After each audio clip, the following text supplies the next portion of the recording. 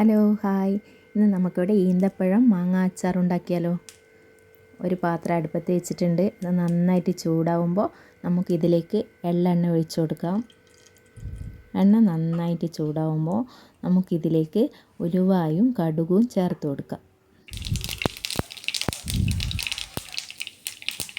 ഉലുവയും കടുകും പൊട്ടട്ടെ. അതിന് ശേഷം നമുക്ക് 5-6 കുല വെളുത്തുള്ളി, അത് തൊലി കളഞ്ഞ് ചെറുതായി നുറുക്കിയത് ഇതിലേക്ക് ചേർത്ത് കൊടുക്കാം.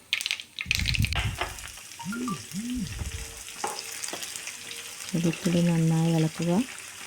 അതിൻ്റെ പച്ചമണമൊക്കെ ചെറുതായി മാറി വരുമ്പോൾ നമുക്ക് വലിയ കഷ്ണം ഇഞ്ചി ചെറുതായി നുറുക്കിയിട്ട് ഇതിലേക്ക് ചേർക്കാം.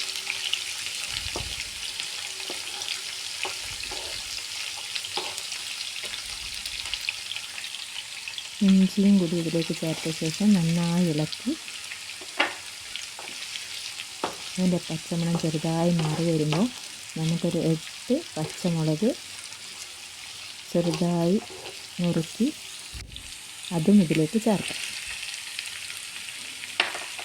ഇനി ഇതൊക്കെ നന്നായി ഇളക്കി ഇതിൻ്റെ വെള്ളം നന്നായി വറ്റി വരണം. നല്ലോണം വറ്റി വന്നതിന് ശേഷം നമുക്ക് ഇനി ഇതിലേക്ക് പൊടികൾ ചേർത്തെടുക്കാം. ഒരു 6 സ്പൂണ് കാശ്മീരി മുളക് പൊടിയും 6 സ്പൂണ് മുളക് പൊടിയും, ഒരു 1/4 സ്പൂണ് ജീരകപ്പൊടി, 1/4 സ്പൂണ് കായപ്പൊടി, 1/4 സ്പൂണ് ഉലുവാപ്പൊടിയും കൂടി ഇതിലേക്ക് നമുക്ക് ആഡ് ചെയ്യാം.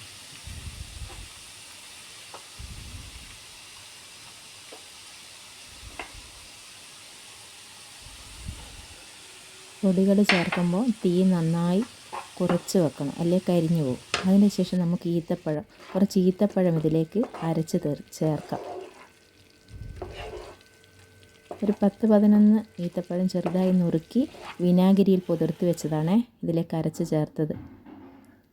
അങ്ങനെ ഒരു 10-15 മാങ്ങ ചെറുതായി നുറുക്കി ഇതിലേക്ക് ചേർത്ത് കൊടുക്കാം. എൻ്റെ പാത്രം ചെറുതായി പോയി, ഞാൻ പാത്രം ഒന്ന് മാറ്റുകയാണ്.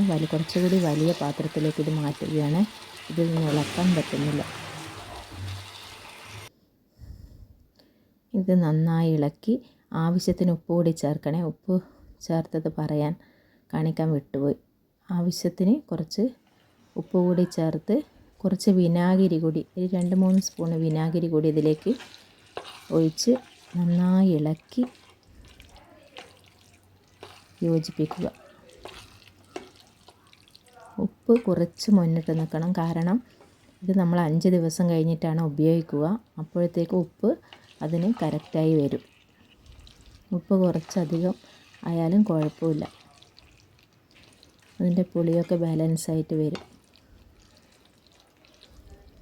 നന്നായി നല്ല ടേസ്റ്റുള്ള അച്ചാറാണ്. എല്ലാവരും ഉണ്ടാക്കി നോക്കുക. നല്ല മൂടിയുള്ള പാത്രത്തിൽ വെള്ളമൊന്നും തട്ടാതെ അടച്ച് സൂക്ഷിച്ചാൽ ഒരുപാട് കാലം ഇത് ഉപയോഗിക്കാൻ പറ്റും.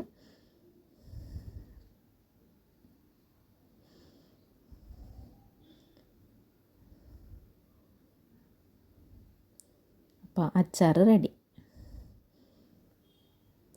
Okay, by.